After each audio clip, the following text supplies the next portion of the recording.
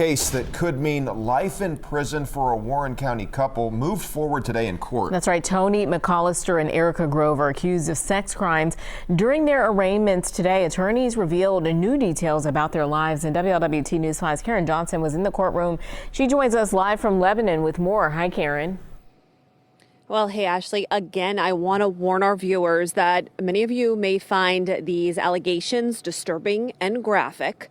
Tony McAllister and Erica Grove were indicted this week on a total of 54 counts. Well, they were each arraigned today separately as there is a no contact order in place. Two defendants. We would enter a plea of not guilty. Two court appearances. Erica's plea is not guilty today, Judge. And a case that could carry life sentences if convicted. Pop a squat for me. The arrests of Tony McAllister and Erica Grove were captured on police body and dash cameras. They're each accused of drugging and raping a 5-year-old child. They're also accused of having sex with dogs. Today, the public got a glimpse into Grove's defense. Erica is in fact a victim here. She herself is a victim of her ex-boyfriend, Tony McAllister. Defense attorney Ed Perry says his client never sexually abused a child and even passed a polygraph. But he says she may have been coerced into participating in other activities.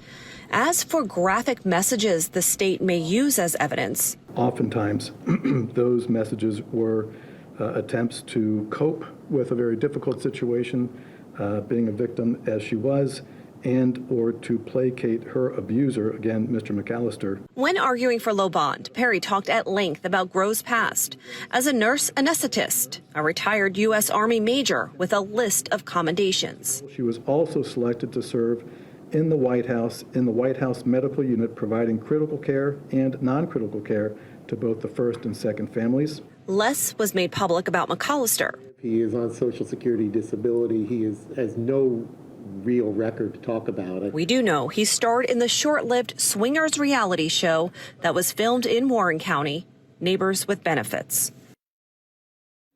And today, prosecutors asked for a high bond, a $1 million bond. Judge Robert Peeler ended up setting bonds at $250,000 each. They are allowed to post 10%, but if they do post bond, there are no contact orders. They cannot have any contact with young children or animals, and they will be given a curfew. Reporting live in Lebanon tonight, Karen Johnson, WLWT News 5.